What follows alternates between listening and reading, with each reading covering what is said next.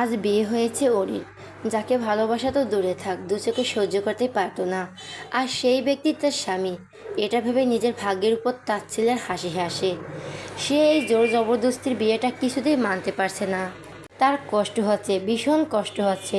নিজের ভালোবাসার মানুষটিকে বিয়ের আসরে একা ফেলে রেখে অন্য কাউকে বিয়ে করে দেওয়ার মতো কষ্ট আর কিছুই নেই। বুকটা হাহাকার করে উঠছে। তীব্র ব্যথার শ্বাস নিতেও কষ্ট হচ্ছে তার। সে কিভাবে নিজের পরিবারের সামনে দাঁড়াবে? যাকে বিয়ের প্রতিশ্রুতি দিয়েছিল তার সামনে এই বেইমান চেহারা নিয়ে কিভাবে মুখোমুখি হবে? আদৌ সবার সামনে যাওয়ার অধিকার রয়েছে তো? এতক্ষণ নিশ্চয় ঘরবর্তী লোকজনের সামনে তার পরিবারের সম্মানে চলে গিয়েছে।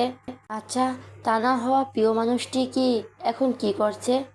তাকে কি না পেয়ে পাগলের মতো পুরো শহরে হন্যে হয়ে খুঁজে বেড়াচ্ছে, নাকি মেনে নিয়েছে সে অন্য একজনের সঙ্গে পালিয়ে এসেছে? নিশ্চয়ই এখন তাকে সবাই বেঈমান নামক শব্দের উপাধি দিয়ে ফেলেছে। নিজের এই নতুন জীবনটাকে মানতে বড় কষ্ট হচ্ছে যে তার দম বন্ধ হয়ে আসতেছে। সে কি ভেবেছিল আর কি হয়ে গেল? জীবনে যদি সবচেয়ে বেশি কাউকে ঘৃণা করে থাকে তাহলে সেটা হচ্ছে তার সদ্য স্বামী হওয়া পুরুষটাকে। সে কিছুতেই মেনে নিতে পারছে না ওই নিকৃষ্ট মানুষটা তার স্বামী। বিয়ে নামক শব্দের সঙ্গে সব মেয়েদের ইমোশনাল জড়িয়ে থাকে। কেউ কেউ চেনা মানুষটার সঙ্গে সারা জীবনের জন্য জড়িয়ে পড়ে, আবার কেউ কেউ অজানা কারোর সঙ্গে জড়িয়ে পড়ে। বিয়ে শব্দটা অনেকের কাছে সুখ ও অনেকের কাছে দুঃখ। ঠিক তেমনই তার কাছে এই বিয়ে এক নরক যন্ত্রণা।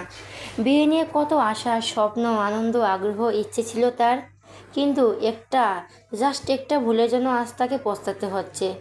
সে যদি ওই দিন রাগের মাথায় হিতাহিত জ্ঞান না হারিয়ে লোকজনকে সবার সামনে চড় না মারতো তাহলে হয়তো আজ এমনটা হতো না তার সঙ্গে। কিন্তু তখন যে তার হাতেও কোনো উপায় ছিল না। পরিস্থিতিটা এমন ছিল যে নিজের ছোট বোনের সম্মান রক্ষার জন্য তাকে ওইসব করতে হয়েছে। আজ তার প্রিয় মানুষটির সাথে বিয়ে হওয়ার কথা ছিল, কিন্তু এক দমকা হয় সব কিছু উলটপালট হয়ে গেল। সেই সাথে তার জীবনটাও এলোমেলো করে দিল। সব ভেবে দুহাত মুখ চেপে ধরে ফুপিয়ে কান্না করে দিল এবং ভাবতে লাগলো তার কাটানো রঙিন দিন ও মুহূর্তগুলো। সেরা টপ 10জন বিজনেসম্যানদের মধ্যে একজন, নামকরা বিজনেসম্যান ও চৌধুরী ইন্ডাস্ট্রির একমাত্র চেয়ারম্যান মিস্টার আবরাম চৌধুরী, ওনার ওয়াইফ মিসেস মারিয়ানা চৌধুরী, বড় মেয়ে আরিয়ানা চৌধুরী ওরফে ওরি ও ছোট মেয়ে অনন্যা চৌধুরী। এই নিয়েই মাম্মা, পাপ্পা, কই তোমরা? দেখো, আজ কিন্তু আমি তোমাদের আগে দেখব, নয়তো চোখই খুলব না সারাদিন। সরি আপু, তুমি আজও লেট। ফট করে চোখ দুটো মেলে তাকায় অরি এবং দেখতে পেল ড্রয়িং রুমে পাপার কোলের উপর মাথা রেখে সোফায় শুয়ে থেকে দাঁত কিলাচ্ছে নু। এই দৃশ্য দেখে সে সিঁড়ির উপরই হাত পা মেলে বসে পড়ল। অন্ধকার চোখের জলে নাকের জলে হয়ে চিল্লিয়ে বলে উঠল, তুই আবার আজকে আমার সকালটা নষ্ট করে দিলি অনুর বাচ্চা। তোর কপালে বর জুটবে না, দোয়া করে দিলাম বেয়াদব মেয়ে। আমি তুলতে তুলতে বলল, সমস্যা নেই, তুমি আছো তো, তোমার বরকে নিয়ে পালাবো। সচিল, দেখো পাপা, তোমার মেয়ে দিন দিন অশুভ হচ্ছে কিন্তু। আর এই কথা শুনে মিস্টার আরাম চৌধুরী চায়ের কাপে চুমুক দিয়ে হাতে থাকা খবরের কাগজটা পাশে রেখে বলল, আহা, তোমরা দু বোন মিলে আবার শুরু করলে?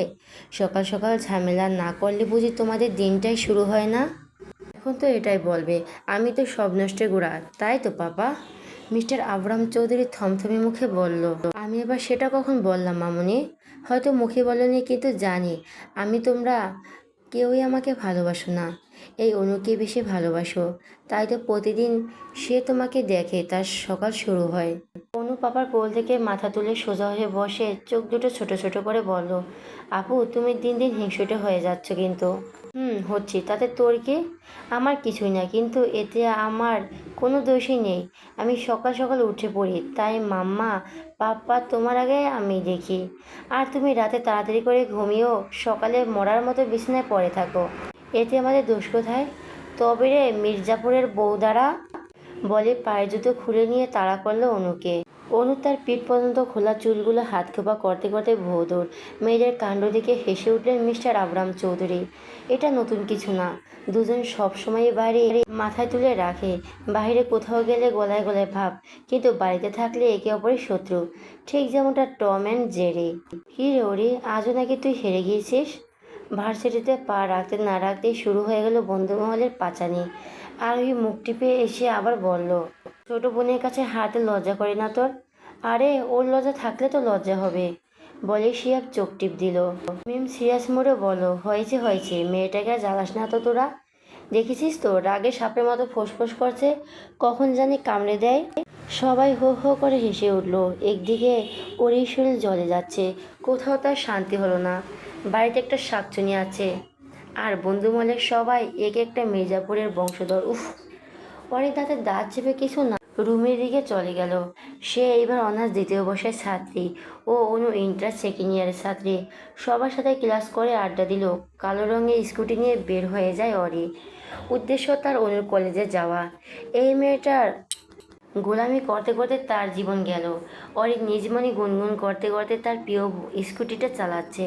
হঠাৎ করে কই থেকে একটা সাদা রঙের কার এসে তার সামনে ব্রেক কষে। অরির চোখ দুটো বড় বড় হয়ে গেল। ব্রেক চাপার আগে ঠুস করে গাড়ির সাথে ঢুকে গেল। স্কুটি সব পড়তে পড়তে নিজেকে সামনে নিল। গাড়ি থেকে পুলিশের পোশাক পরিহিত একজন যুবক নেমে এলো এবং ওরির দিকে তাকিয়ে গম্ভীর কণ্ঠে বলল, you are under arrest Miss Ariana Chowdhury. ওরি স্কুটিতে আরাম করে বসে কণ্ঠে বলো, আমি না কাউকে মেরেছি আর না কারোর বাড়িতে ডাকাতি করেছি, তাহলে কোন অভিযোগে আমাকে অ্যারেস্ট করবেন এসআই সাহেব? তোমার নামে কমপ্লেন রয়েছে, তুমি একজনের হৃদয় চুরি করেছ। অরি হাসলো। স্কুটিটা পাশে ঘুরিয়ে নিয়ে স্টার্ট দিতে দিতে বলল, এখন আমি তাহার শালি সাহেবাকে নিতে যাচ্ছি। আপনার সঙ্গে যেতে পারলাম না, সরি। যেতে চাইলো তাকে বাধা দিল। ওরই কপাল কুঁচকে আশেপাশে তাকালো। নির্জন রাস্তা হওয়াতে তেমন একটা মানুষজন নেই, শুধু কয়েকটা চলন্ত যানবাহন ছাড়া। অরি যুবকটির দিকে তাকিয়ে বলল, এইভাবে রাস্তায় একা একটি মেয়েকে বিনা কারণে দাঁড় করিয়ে রাখার জন্য কিন্তু আপনার নামে ঠুসে দিব, মিস্টার সৌরভ মির্জা। সৌরভ আলতো এসে গাড়ির ভেতর থেকে 2 প্যাকেট বের করে অরির দিকে বাড়িয়ে দিয়ে বলল, নেওয়া হোক। ওরই ভদ্রমের মতো প্যাকেটগুলো নিয়ে নিল এবং বলল, পাপা আপনাকে বাসায় যেতে বলেছে, আশা করছি কথাটা রাখবেন। অবশ্যই। হবু শ্বশুরকে বলে দিও আজ রাতে তার হবু মেয়ের জামাই এসেছে ওনার বাড়িতে।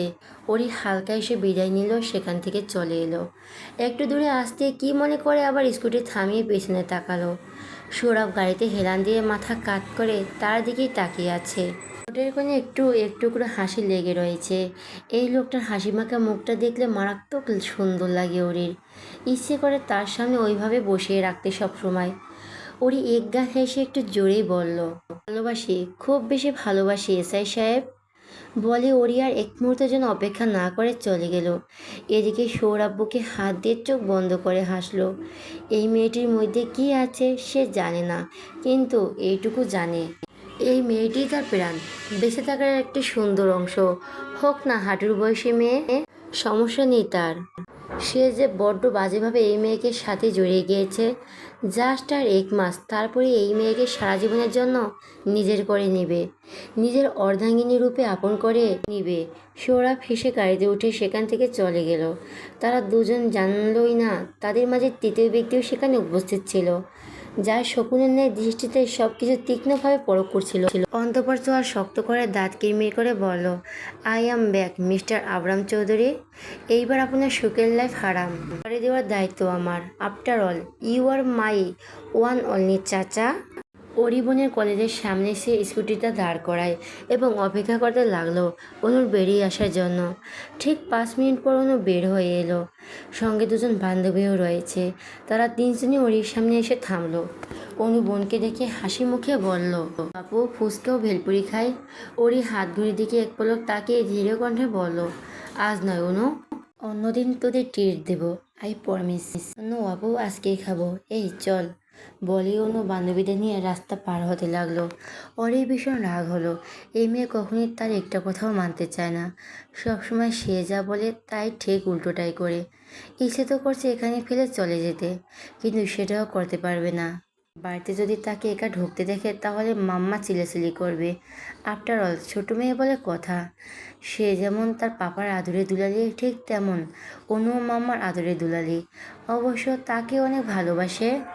ওরি এসব ভেবে ফোঁস করে একটা নিঃশ্বাস ফেলে স্কুটি স্টার্ট দিয়ে রাস্তার ওই পাশে ফুচকালার দোকানের সামনে গিয়ে থামলো। অনু বান্ধবীদের সঙ্গে ফুচকা ও ভেলপুরি খেতে ব্যস্ত। ওরি কালো রঙের হেলমেটটি খুলে স্কুটারের উপর রেখে এগিয়ে এলো। তার এখন এইসব খেতে ইচ্ছে করছে না, তাই সে একটা কোন আইসক্রিম নিয়ে খেতে শুরু করলো। ও আশেপাশে চোখ বুলাতে লাগলো। আর কেন জানি মন বলছে কেউ তাদের ফলো করছে, কিন্তু আশেপাশে তেমন কারোই চোখে পড়লো না। মনের ভুল ভেবে অতটা মাথা ঘামালো না আর। ফুচকা খাওয়া শেষ হলে ওরই সবার বিল দিয়ে দিল। অনু বান্ধবীদের বিদায় দিয়ে বোনের পিছনে এসে বসে পড়ল। ওরই হেলমেট পরতে পরতে বলল, আজ রাতে উনি আসবেন বাড়িতে। ছো, একদম দুষ্টুমি করবি না বলে রাখলাম। অনু মুচকি এসে বোনের কোমর জড়িয়ে ধরে পিঠে মাথা রেখে বলল, টেনশন করো না আপু, আমি একদম গুডগার্ল হয়ে থাকবো। বিকেল পেরিয়ে সন্ধ্যা হয়ে এসেছে। মিসেস মারিয়ানা চৌধুরী কিচেনে রান্নাবান্না করছেন। মিস্টার আবরাম চৌধুরী আজ তাড়াতাড়ি অফিস থেকে ফিরে এসেছেন। অনু সুন্দর দেখে রেড রঙের ছেলোয়ার কামিজ পরে ড্রয়িং রুমে ঘুরঘুর করছে। ও মাঝে মাঝে দোতলার দিকে তাকাচ্ছে। মূলত সে তার বোনের জন্য অপেক্ষা করছে। হাঁটতে হাঁটতে পা একসময় ব্যথা ধরে গেল। সে আর পায়চারি না করে ধপাস করে সোফায় বসে পড়ল। এইভাবে কিছু সময় অতিবাহিত হয়ে গেল। অবশেষে তার অপেক্ষার পালা শেষ করে দিয়ে ওরই সিঁড়ি বেয়ে নিচে নেমে এলো। বোনকে দেখতে পেয়ে অনুর মুখ হা হয়ে গেল। চোখ মুখ ফুটে উঠল একরাশ মুগ্ধতা। সে অপলক দৃষ্টিতে তাকিয়ে থাকলো বোনের দিকে। অনি মাথা নিচু করে এলোমেলো হাতে নিজের পরনের শাড়ির কুচি ঠিকঠাক করতে ব্যস্ত। কোমর পর্যন্ত ঘন সিল্কি চুলগুলো সামনে হেলে এসে বিরক্ত করছে। দু হাত ভর্তি খয়েরি রঙের কাচের চুড়ি ও সোনালি রঙের গাজরা চুড়ি রিনিঝিনি শব্দ করছে। কানে বড় বড় পাথরের ঝুমকোগুলো চিকচিক করছে। পরনের টকটকে খয়েরি রঙের জামদামি শাড়ি, ফর্সা চেহারায় হালকা সাজ, ঘন পাপড়ি বিশিষ্ট চোখে গাঢ় করে কাজল দেওয়া, সব কিছু মিলিয়ে একদম পরীর মতো লাগছে। ওরই আসলটা ঠিক করে নিচে নেমে এলো। নিজের দিকে অমন হা করে তাকিয়ে দেখতে ভুরু নাচিয়ে বলল, কি হলো, এমন করে বলদের মতো হা করে তাকিয়ে আছিস কেন? অনু ওইভাবে উত্তর দিল, আপু তোমাকে জাস্ট ওয়াও লাগছে। আই অ্যাম শিওর জিজু আজকে হার্ট ফেল করবে তোমায় দেখে। ওরই হালকা লজ্জা পেল। সে লোকটাকে জানানোর জন্যই তো আজ সেজেছে। ওনার দেওয়া উপহার নিজেকে নতুন করে সাজিয়ে তুলেছে। আচ্ছা, তাকে এখন কেমন করে দেখে লোকটা রিয়াকশন কেমন হবে? উনিও কি অনুর মতো সবাই হা হয়ে মুগ্ধ নয়নে দেখবে, নাকি নিজের অবাধ্য অনুমতির জন্য তাকে এড়িয়ে চলবে? নিজের মনে প্রশ্নগুলোর সঠিক উত্তর খুঁজে পেল না, কিন্তু সে এইটুকুতে নিশ্চিত আজ তার এসআই সাহেব অবস্থা খারাপ হয়ে যাবে। এটা ভেবে সে মনে মনে হেসে ফেলল। এখন শুধু তার প্রিয় মানুষটির জন্য অপেক্ষা। রাত 8:35। নিজ রুমে বসে থেকে গল্প বই পড়ছিল ওরি। এসআই সাহেব কিছুক্ষণ আগে ফোন করে জানিয়েছে উনি 10টার মধ্যেই চলে আসবে। আর ওরি ওনাকে ধীরে সুস্থে আসতে বলো এবং টুকটাক কথাবার্তা বলে ফোন রেখে দিয়েই বই নিয়ে বসেছে। ঠিক তখনই বিকট আওয়াজ তুলে তার ফোনটা আবার বেজে উঠল। ভুরু কুচকে ফোনের দিকে তাকিয়ে দেখলো তার বেষ্টু মিম কল দিয়েছে। ওরি স্বাভাবিকভাবে কলটি রিসিভ করে কানে ধরে কিছু বলতে যাবে, তার আগে মিমের কান্নার শব্দ পেয়ে সে চমকে উঠল। এক লাফে বসা থেকে উঠে দাঁড়িয়ে বিচলিত কণ্ঠে জিজ্ঞেস করলো, কি হয়েছে, এমন করে কাঁদছিস কেন? সব ঠিক আছে তো? ফোনের ওপর প্রান্ত থেকে মিম কান্নারত কণ্ঠে বলল, অরি, আমার আম্মু। কি হয়েছে আন্টির? এই চুপ করে থাকিস না প্লিজ, বল আমায়। দেখ খুব টেনশন হচ্ছে কিন্তু। মিম ঢোক গিলে বড় একটা নিঃশ্বাস ফেলে বলল, আম্মু হার্ট অ্যাটাক করেছে। আমি কোনো সিটি হসপিটালে নিয়ে এসেছি। ডক্টর বলছেন ইমার্জেন্সিতে অপারেশন করতে হবে, না হলে। কথাগুলো বলে আবার হাউমাউ করে কেঁদে উঠল মিম। এদিকে ওরিও চিন্তায় পড়ে গেল। মা ছাড়া আর কেউ নেই মিমের। এই তো কয়েক বছর আগে এক দুর্ঘটনা বাবা মারা যায়, তারপর থেকেই তার মা মানসিকতা ভেঙে পড়েছে। একমাত্র মেয়েকে নিয়ে অতিরিক্ত চিন্তা করেন, যার ফলে শারীরিক দিক দিয়ে অসুস্থ হয়ে যান। ওরই কপালে ঘাম মুছে শান্ত গলায় বলল, চিন্তা করিস না, আন্টি সুস্থ হয়ে যাবে, বাকিদের কল দিয়ে জানা আমি আসতেছি। কল কেটে দিয়ে তাড়াহুড়া করে খোলা চুলগুলো হাত খোপা করে ব্যাগে ক্রেডিট কার্ড ও ফোন ঢুকিয়ে নিয়ে এক প্রকার দৌড়ে রুম থেকে বেরিয়ে গেল। এখন চেঞ্জ করার একটু সময় নেই তার হাতে। ড্রয়িং রুমে মাম্মা পাপা উনি বসে থেকে চা খাচ্ছিল ও গল্প করছিল। তখন খেয়াল করলো ওরই হন্তদন্ত হয়ে ছুটে আসতেছে, চেহারা চিন্তার ছাপ। মেয়েকে এমন করে আসতে দেখে মিস্টার আবরাম চৌধুরী বললেন, কি হয়েছে মামুনি, তোমাকে চিহ্নিত লাগছে, সব কিছু ঠিক আছে তো? ওরই শাড়ি কুচি এক হাত ধরে নিচে নেমে এসে সবাইকে সবটা খুলে বলল। সব কিছু শুনে বেশ চিন্তায় পড়ে গেল। মিসেস মারিয়ানা চৌধুরী চিন্তা গলায় বললেন, দুঃখের বিষয়, আমরাও কি তোমার সাথে যাব রে? না না মামা, তোমরা এখানেই থাকো, উনি একটু পরে হয়তো চলে আসবে। বন্ধু মহলের সবাই আমরা ওই দিকটাই সামনে নিব, চিন্তা করো না। মিস্টার আবরাম চৌধুরী কিছু একটা ভেবে বলো, ঠিক আছে মামুনি, তোমাকে আমরা বাধা দিব না, কিন্তু স্কুটির বদলে গাড়ি ও ড্রাইভারকে সঙ্গে করে নিয়ে যেতে হবে। আর হ্যাঁ, কিছু লাগলে অবশ্যই জানাবে। ওরই মাথা নেড়ে সম্মতি দিয়ে বাড়ি থেকে বের হয়ে যায় দ্রুত গতিতে। গাড়ি নিয়ে বেরিয়ে গেল হাসপাতালের উদ্দেশ্যে। ওরিও তাদের বন্ধুমহলের সবাই এসেছে হসপিটালে, কিন্তু এসে জানতে পারে হার্টের অপারেশন করলে সাকসেস হওয়ার চান্স মাত্র 10%। এমন ক্রিটিক্যাল অপারেশন করার জন্য বেস্ট সার্জন দরকার, সেটা আপাতত এখানে নেই। ডক্টর সাজেস্ট করে প্রাইভেট হসপিটালে ভর্তি করাতে। কয়েক বছর আগে শহরে একটা নামকরা প্রাইভেট হসপিটাল স্থাপন করা হয়েছে এবং ওখানকার প্রায় সব ডক্টরাই বেস্ট। বিশেষ করে হাসপাতালের কর্তৃপক্ষ, উনি দেশের বাইরে একজন নামকরা ডক্টর এবং বেস্ট সার্জন হিসাবে বেশ পরিচিত। তার এমন কোনো রেকর্ড নেই যে কোনো অপারেশনে আনসাকসেস হয়েছে। তার নিখুঁত কাজের মধ্যে সিনিয়র ডক্টররা অবাক হয়ে যান। আর এই জন্যর মধ্যেই কয়েক বছরের মধ্যে প্রাইভেট হাসপাতালটি শহরের নামকরা হাসপাতালে পরিণত হয়। অরিও তার বন্ধুমহল সবাই যেহেতু হাসপাতালের ব্যাপারে জানে, তাই আর এক মুহূর্তের জন্য সময় নষ্ট না করে ওই হাসপাতালের উদ্দেশ্যে রওনা দিল। প্রাইভেট হাসপাতালে এসে ভর্তি করানোর পর জানতে পারে the best surgeon doctor Leon হাসপাতালে নেই। ইমার্জেন্সি কল দিয়ে জানানো হয়েছে, কিন্তু সোজাসাপটা বলে দেয় উনি আজ আসতে পারবেন না, ওনার নাকি অন্য ইম্পর্ট্যান্ট কাজ রয়েছে। এদিকে মিম কান্না করতে করতে বেহুশ, তাকে অন্য কেবিনে শিফট করা হয়েছে। ওরি, শিহাব, রাকিব, আরোহীদের টেনশনে মাথা ফেটে যাচ্ছে। শিহাব তো মনে মনে ইচ্ছে মতো গালিগালাজ করে ডাক্তারের 14 গোষ্ঠী ধুয়ে ফেলেছে। অরি পায়চারা করে যাচ্ছে, হাতে তাদের বেশিক্ষণ সময় নেই। যদি সঠিক সময়ে যদি অপারেশন না হয় তাহলে হিতে বিপরীত ঘটে যাবে। এটা সে কিছুতেই হতে দেবে না। দরকার হলে ওই ডক্টরকে বাড়ি থেকে জোর করে নিয়ে আসবে, তবুও আজকে অপারেশনটা কমপ্লিট করাবে। ওই ডাক্তারের নামটা শুনে বেশ পরিচিত মনে হচ্ছিল, কিন্তু অতিরিক্ত টেনশনে থাকার জন্য অতটাও মাথা ঘামালো না। আর সময় নষ্ট না করে রাকিব ও আরোহীকে এখানে থাকতে বলে শিয়াবকে নিয়ে বেরিয়ে গেল।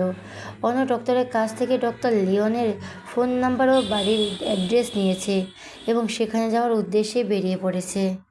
রাত 11টা ছই ছই। ওরি ও শিয়াব একটা ক্লাবের সামনে দাঁড়িয়ে রয়েছে। দুজনের চোখে মুখে রাগের ছাপ। তারা ডক্টর লিওনের বাড়িতে গিয়েছিল, কিন্তু ওখানে যাওয়ার পর গার্ডসরা তাদের ভেতরে প্রবেশ করতে দেয়নি।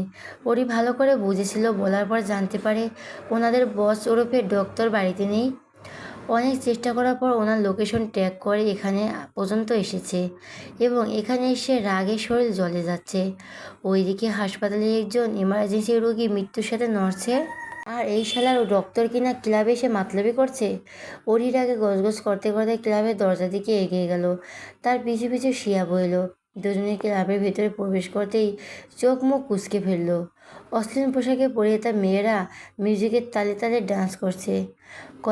কয়েকজন কাপড়রা বাড়ি বসে থেকে মদ গিলছে। কেউ কেউ ঘনিষ্ঠ হওয়ার চেষ্টা করছে, আবার কেউ কেউ বসে থেকে আড্ডা দিচ্ছে, গল্প করছে। শিয়াব চারদিকে একবার চোখ বুলিয়ে নিয়ে ওর দিকে তাকিয়ে বলল, তুমি এখানে থাকো, আমি ওই লুচ্চা ডক্টরকে খুঁজতেছি।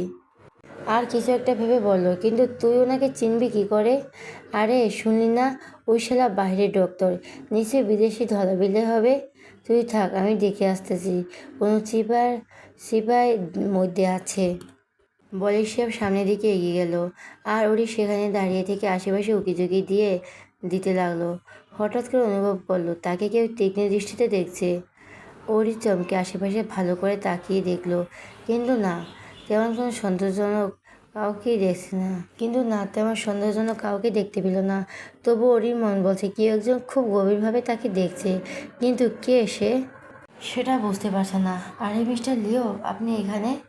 লিও নামটা কানে আসতে চমকে উঠে ডান দিকে ঘুরে তাকালো ওরি। বড় বড় পা ফেলে ভেতরে এগিয়ে গেল এবং দাঁড়িয়ে থেকে কথাবার্তা বলছে। আর সে আর না দাঁড়িয়ে তাদের সামনে চলে গেল এবং জিজ্ঞেস করলো, আপনাদের মধ্যে কে ডক্টর লিওয়ান? হঠাৎ করে ক্লাবের মধ্যে শাড়ি পরে হাতে একজন রমণীকে দেখে লোকগুলো কিছুটা অবাক হলো বটে। কেউ কেউ তো দূর থেকে চোখ দিয়ে গিলে খাচ্ছে। ওরি সেগুলো পাত্তা না দিয়ে আবার গভীর কণ্ঠে বলল, কি হলো, চুপ করে আছেন কেন? বলুন, কে ডক্টর?